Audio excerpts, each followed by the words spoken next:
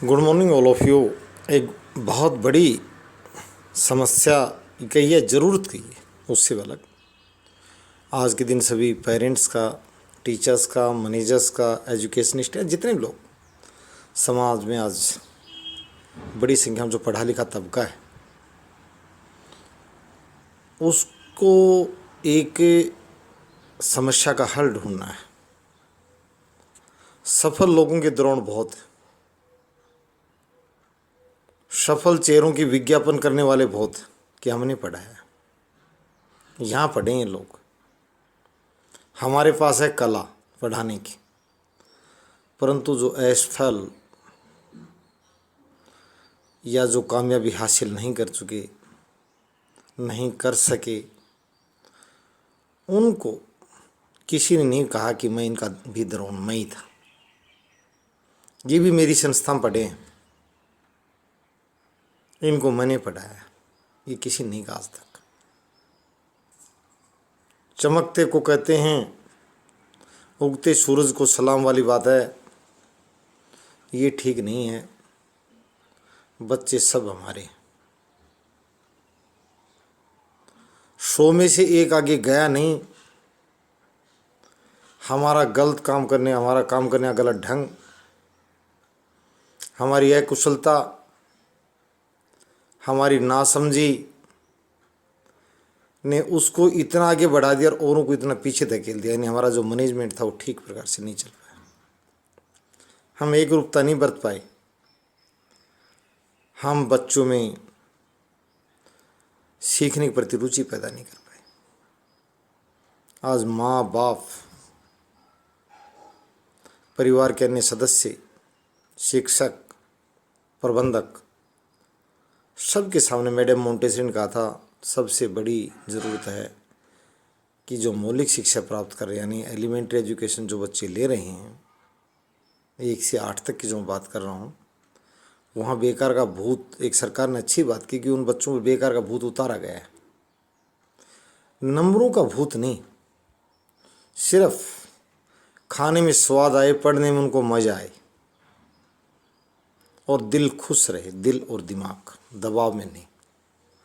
ये सरकार की जो पहल है उसको हम सबको मिलकर आगे बढ़ाना। अभी अकेली सरकार नहीं बढ़ा पाएगी। सरकार ने जो हमें रूप दिया उसको काफ़ी हद तक यदि हम समझ नहीं पाए और साथ नहीं दे पाए तो सरकार की योजना धरी रह जाएगी कागजों तक।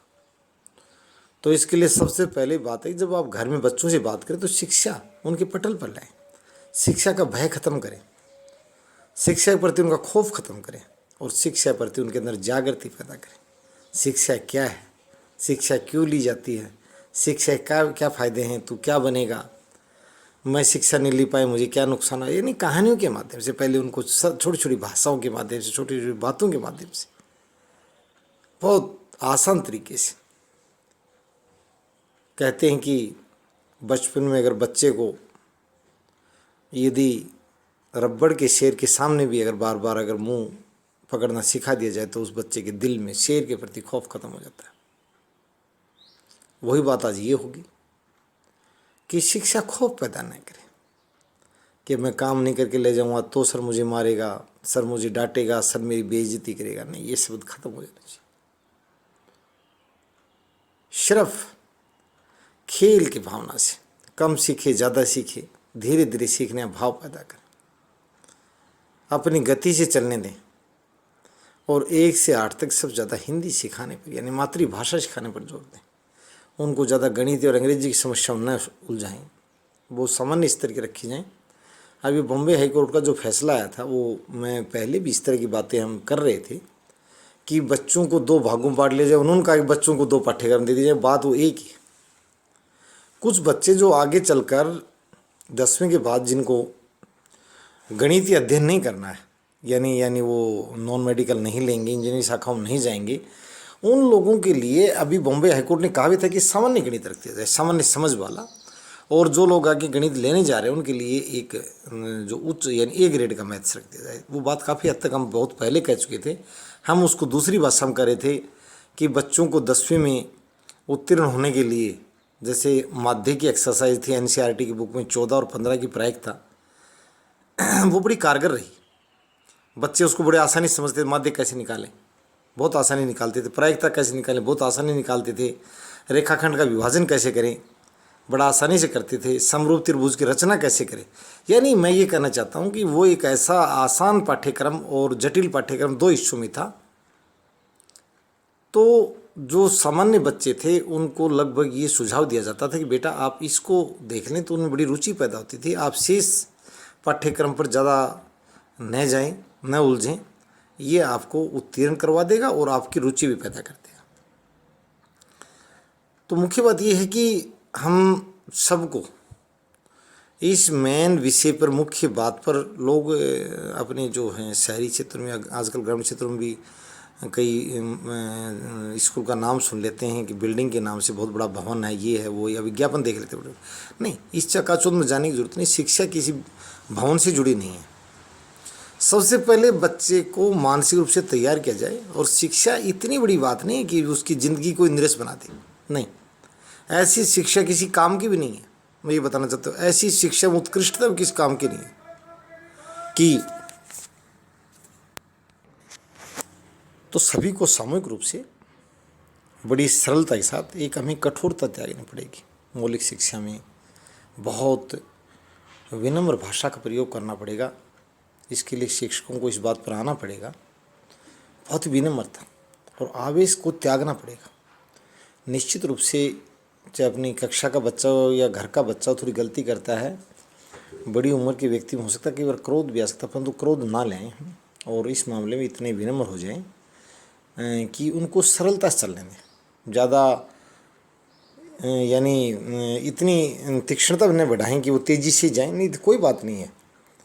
यदि सामान्य यदि वो लर्निंग भी यानी आउट फीडबैक दे पाते हैं या सीख पाते हैं, तो उन पर ज़्यादा दबाव नहीं दिया जाना चाहिए। उन लोगों को शिक्षा से बेरुखा नहीं करना है। मैं कहता हूँ कि सबसे पहले अगर किसी को ठीक से हिंदी पढ़नी लिखनी आ जाए तो वो पढ़ गया, विज्ञान भी सीख जाएगा, सामाजिक अध्ययन भी सीख जाएगा, यानी उसके लिए दूसरे रास्ते बड़े आसान हो जाते हैं। और हिंदी की ट्रांसलेशन बड़ी आसानी सीख लेगा, देर से और वो गणित भी सीख लेगा। गणित की शुरुआत सबसे अंतिम पायदान पर होनी चाहिए, क्योंकि ये मजबूत मनोवैज्ञानिकता मांगता है, आईक्यू का अच्छा लेवल मांगता है। तो जब छोटे बच्चों पर इस तरह की बोझिल बातें नहीं डालनी चाहिए, जैसे भाग जैसी क्रियाएं काफ़ी देरी से शुरू होनी चाहिए। ये विपरीत प्रभाव डालती हैं मानसिकता पर छोटी कक्षा में शुरू करने से। तो ये इस प्रकार की बातें हमें बड़ी ध्यान देनी है धीरे धीरे, और रुचि पैदा करनी है। ये लंबे समय से एक लंबित अध्याय है जिस पर ध्यान कम दिया जा रहा है। अन्य गुणवत्ताओं की बात बाद में की जाए, शिक्षक की गुणवत्ता, शिक्षण की गुणवत्ता नहीं, सबसे पहले बच्चे की रुचि और बच्चे के अंदर शिक्षा के प्रति लगाव पैदा करना और शिक्षा के प्रति बेरुखी तोड़ना और खौफ ख़त्म करना। यानी बार बार कहे कि मैं इस शेर पर चढ़ूँगा, मैंने पहले कहा। इसी प्रकार से वो पुस्तक के करीब जाए, विद्यालय करीब जाए और थोड़ी सी रुचि के साथ, यानी उसको ये तो दिमाग से निकाल दो कि कोई वो खौफ माने उस चीज़ का कि मैं ये नहीं करूँ वो नहीं करूँ, नहीं। उनको मैं कह रहा हूँ कि सभी यानी मौलिक शिक्षा तो प्योर प्ले स्कूल टाइप माहौल बनाना पड़ेगा। जैसे पहले कहते हैं प्ले स्कूल छोटे बच्चों को सिर्फ वो कक्षा में खड़े रख देना, कोई हाथी घोड़ा और ये छोटे छोटे खिलौने टाइप कि वो फेंकते रहे बैठते हैं। इसी प्रकार से मौलिक शिक्षा को उसी ढर्रे पर लाना पड़ेगा, जिससे निश्चित रूप से राष्ट्रीय शिक्षा नीति को बल मिलेगा और नई शिक्षा नीति को बल मिलेगा। तो सबसे पहले, और एक अनपढ़ तो आजकल कोई है ही नहीं, लगभग न्यूनतम यानी साक्षरता तो लगभग अभिभावकों में है। मैं मानता हूँ लगभग जो है देखने में आता है, अमूमन लगभग 8वीं 10वीं कक्षा तक पढ़े हुए आम अभिभावक हैं, ऐसी कोई बात नहीं है। तो वो भी बच्चों को समय समय पर खाली टाइम में यानी बातों बातों में उनके पटल पर शैक्षिक वातावरण तैयार करें कि उसने इतना सीखा, मैं सीखता था, यानी जो भी अपना तरीका हो समझाने का। जब मूड हो तो या थोड़ा कह सकता है भाई इतना कर लेगा, तो उसके बाद में जो भी उसकी रुचि का विषय हो, ननिहाल जाने का हो, चाहे कोई बात खाने का हो, थोड़ी सी उसकी संबंधता शिक्षा के साथ कर दी जाए। भाई तू ये कर देगा फिर मैं अभी करेंगे। तो मैं देखता हूँ कि परिवार में भी छोटे बच्चे जो हैं उनको जब ये कोई उनकी इच्छा की बात की जाए कि आप ये, वो ज़ोर से कहते कि मैं अभी कर दूँगा इसको।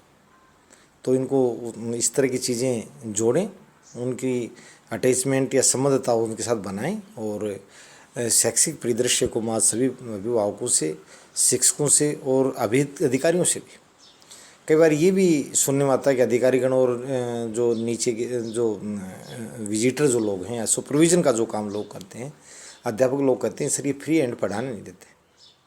ये सरकारी विद्यालयों में समस्या है। प्राइवेट शिक्षक भी कहते हैं कि सर हम करें क्या। जो प्रबंधक जो कहता है कि मेरे को तो सिर्फ ये चाहिए। दोनों जगह मैं ये सुपरवाइज़र लॉबी से भी कहूँगा और इधर से प्राइवेट में जो प्रबंधक लॉबी है वो सर्वे सर्वा है। अध्यापक सिर्फ ही उसी के अनुसार डायरेक्शन चलते हैं। इसी प्रकार से सरकारी क्षेत्र में जैसी वो नीतियाँ बनाते हैं। परंतु मैं उन भाइयों से बार बार एक प्रार्थना करता हूँ कि वो इस बात को मैडम मोंटेसरी जो मौलिक शिक्षा क्षेत्र में जानी जाती है, प्ले स्कूल के कंसेप्ट भी उनसे जुड़ी हुई है। तो आप सभी 8वीं तक के बच्चों में क्या सिखा पाते हैं बड़ी बात नहीं है, उनमें रुचि कितनी पैदा कर पाते हैं, शिक्षा प्रति उनमें अटैचमेंट कितना पैदा कर पाते हैं। यदि आपने डिटैचमेंट करके अगर उनको मान लो अन्य किसी साधनों से वो पीटने सब कुछ नहीं होता। अगर सिर्फ रोक कर दबाव से और मानसिक रूप से यानी उनकी इच्छा के विरुद्ध भी अगर उनको अगर तैयार कर दिया तो भी इतना लाभ नहीं है। तो हम चाहते हैं कि वो एकांत में भी अपना उस कार्यकर्ता मिले जहाँ अध्यापक और अभिभावक उपस्थित नहीं हो। उस अवस्था में बच्चा अगर पढ़ता मिलता है तो आप निश्चित रूप से मान लीजिए कि वो शिक्षा के प्रति प्रेरित हो चुका है। तो आज सबसे बड़ा इस लेक्चर डिलीवर का जो मुख्य मकसद है वो ये है कि 1 से 8 यानी मौलिक शिक्षा के जो बच्चे हैं उनमें सभी मिलकर समाज को, मैं शुरू से कहता हूँ समाज ही सरकार की नीतियाँ तय करता है। समाज की जब मांग होती है वो सरकार समझती है, सरकार फिर नीतियों निर्माण करती है, अधिकारी उनको क्रियान्वित करते हैं।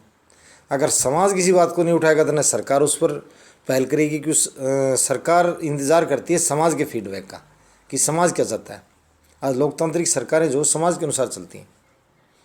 तो सबसे पहले 1 से 8 मौलिक शिक्षा राइट टू एजुकेशन जुड़ी हुई है और ये सबसे लंबे समय से हमारे देश की ज़रूरत है। जो आज मैं ये बात बता रहा हूँ कि शिक्षा में रुचि पैदा करना, बच्चे में लगन पैदा करना। ये क्या सिखाया गया है, जब कितना पढ़ाता है, ये चीज़ें बाद में आती हैं, इनको हमने पहले उठा लिया। सबसे पहले ये कि हम बच्चे को मानसिक रूप से तैयार करें। जब बच्चे को विद्यालय जाने के लिए कहें तो वो कहे हाँ चलो। ये नहीं बच्चा, यानी मैं इसको 2 भागों में बांटता हूँ, विलापी विद्या और विलापी शिक्षण और एक प्रकार से खुशनुमा शिक्षण। तो विलापी शिक्षण जो हम चाहते हैं कि मौलिक शिक्षण तो ख़त्म हो जाए। अगर वो कुछ ना भी कुछ कर पाया है, कर रहा है बच्चा किसी वजह से, किसी परिस्थिति की वजह से, तो उसको हीन भावना शिकार तो बनाना ही नहीं है, दिमाग से निकाल दो। ये तो उसके दिमाग से शब्द हटाना कि वो शिक्षा के नाम पर किसी भी ढंग से विलाप करे, रोए नहीं। ये तो कलंक, पूरी व्यवस्था पर कलंक है, एक व्यक्ति पर नहीं। तो निश्चित रूप से उनको हंसनुमा माहौल दें, उनको खुशी दें और शिक्षा उनके लिए एक खेल में तब्दील करें। तब्दील होगा, मैंने कहा कि अभिभावक की इसमें भूमिका निभाएं। बच्चों को मानसिक रूप से ये बताएं कि इसका फ़ायदा क्या है शिक्षा का। छोटा बड़ा बूढ़ा कोई भी आदमी उस कार्य करता है तो उसे पता लगे कि इसके करने से लाभ क्या होगा। ये बहुत बड़ी बात है। ये बताना उन बच्चों में, घर में माँ जो बहुत ही आसानी से बता सकती है इस तरह की बात को कि बेटा क्यों पढ़ाया जा रहा है, तेरे को स्कूल में क्यों भेजा जा रहा है, इसलिए भेज रही हूँ, तेरे लाभ के लिए भेज रही हूँ, नहीं तो फिर ये नहीं होगा इसलिए भेजती हूँ, बता भेजूँगा नहीं। तो ऐसे बच्चे को अपनी भाषा में, माँ की भाषा बहुत बड़ी होती है, मातृभाषा ही तरह, और वो बच्चा जल्दी तैयार होगा। और जो वो बच्चा उसमें लगन बढ़ेगी तो वो सारी व्यवस्था अपने आप पटरी पर आ जाएगी। तो मेन रूप से इसी बात पर जोर दें और ज़्यादा से ज़्यादा छोटे बच्चों को, प्राथमिक स्तर के बच्चों को हिंदी सिखाने पर ही जोर दें। और उनको सहायक रूप, सामान्य रूप से पढ़ाया जा सकता, मैं ये नहीं कह रहा हूँ कि अन्य विषय नहीं पढ़ाए जाएँ, परंतु जितनी वो हिंदी अच्छी सीखेगा उतनी अन्य विषय उसको आसान लगते जाएंगे। तो हिंदी में कमज़ोरी न रखी जाए और अन्य विषय मतलब मध्यम दर्जे के हों तो भी हिंदी उसकी उत्कृष्ट हो सभी बच्चों की, जिससे उसको दूसरे विषय सीखने में साधक हिंदी पढ़ने लिखने आ जाएगी तो दूसरे विषय भी उसको आसान लगेंगे। धन्यवाद। तो मैं आज चाहता हूँ कि आप सभी इसमें अपनी प्रतिक्रियाएं दें और इस अभियान को राष्ट्रीय स्तर पर बच्चों के अंदर जो है learning interest, creation of learning interest among students, आज इस हेडिंग से ये वीडियो आपको चैनल जो यूट्यूब पर शेयर की जा रही है। आप ज़्यादा से ज़्यादा इसको, जैसी भी आपकी प्रतिक्रियाएँ हों, मैं आशा करता हूँ कि आप अपना सहयोग हमें देंगे और आप अपनी बात ज़रूर कहेंगे। जहाँ भी कोई खामी हो वो हमें कमी बताएंगे। आपकी वो भी सुझाव और शिकायतें स्वागत योग्य हैं, आप बिल्कुल बताइए। थैंक्स।